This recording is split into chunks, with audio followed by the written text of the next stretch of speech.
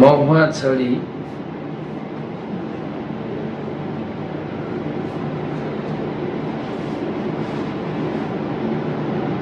প্রশ্ন করেছেন হুগলি থেকে। হরে কৃষ্ণ মহারাজ, ধন্যবাদ, প্রণাম নেবেন। আমরা ঘুমিয়ে পড়লে আমাদের চেতনা কোথায় চলে যায়? চেতনা তো কাছেই থাকে, যাবে কোথায়?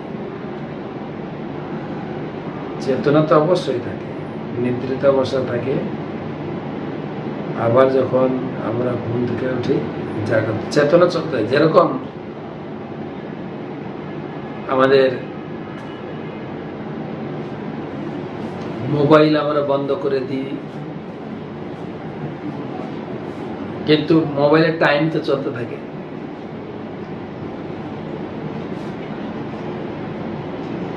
যখন আমরা মোবাইল খুলবো নতুন টাইম চলে আসবে। চেতনা সেরকম, চেতনা সবসময় আছে।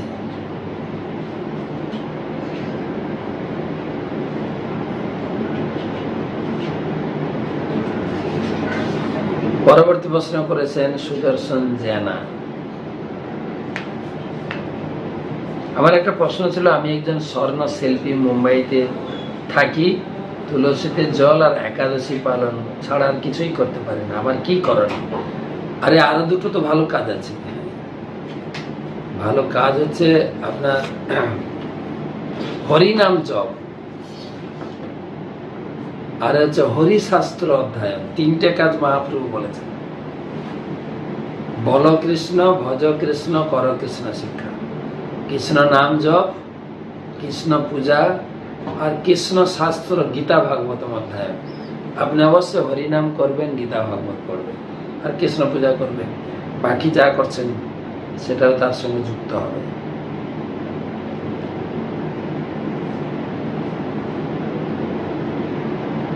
তারপরের প্রশ্ন অনুপম দাস। আমি দক্ষিণ 24 পরগনা থেকে অনুপম দাস বলছি। আমার প্রশ্ন, শিব আর কৃষ্ণ এবং বিষ্ণুর মধ্যে কি পার্থক্য রয়েছে? ভালো প্রশ্ন।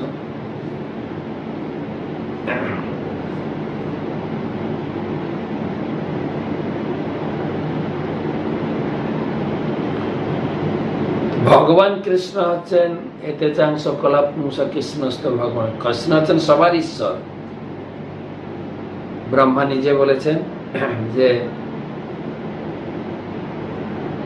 ঈশ্বর পরম কৃষ্ণ সচ্চিত আনন্দ বিগ্রহ, তিনি সচ্চিত আনন্দময় বিগ্রহ।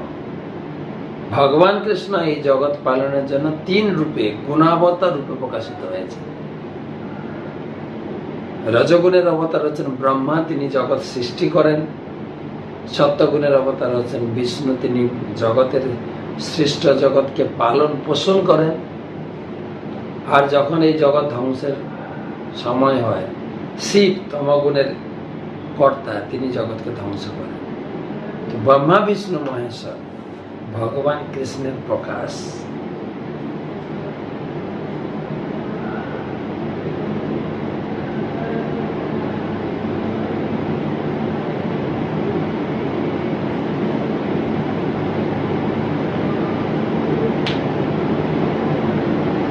তারপরের প্রশ্ন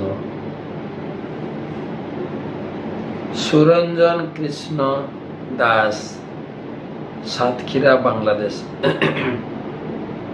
দীক্ষাদানের জন্য গুরুদেব কি অবশ্যই সন্ন্যাসী ব্রহ্মচারী হওয়া আবশ্যিক, নাকি গৃহস্থ ভক্ত দীক্ষাদানের অধিকারী হতে পারে? চৈতন্য চরিতামৃতের শিক্ষা অনুযায়ী, মহাপ্রভুর গাইডলাইন অনুযায়ী, যেই কৃষ্ণ তত্ত্ববেত্তা সেই গুরু হয়। গুরুদেব তিনি হবে যিনি কৃষ্ণ তত্ত্ব ভালো করে জানেন, গীতা ভাগবত জানেন, এবং সকলকে কৃষ্ণ ভক্তিতে যুক্ত করতে পারেন, তিনি গুরুদেব। মহাপ্রভু বলেছেন, যারে দেখো তারে কহ কৃষ্ণ উপদেশ। কৃষ্ণ উপদেশ, গীতার বাণী যিনি নিজের জীবনে প্রয়োগ করেছেন এবং সকলকে গীতার বাণীতে যুক্ত করেন, তিনি গুরু হতে পারেন। তিনি তিনি গৃহস্থ হতে পারেন, তিনি বানপ্রস্থ হতে পারেন, তিনি ব্রহ্মচারী হতে পারেন, তিনি সন্ন্যাস হতে পারেন। যেই কৃষ্ণ তত্ত্বের সেই। তো ঠিক আছে,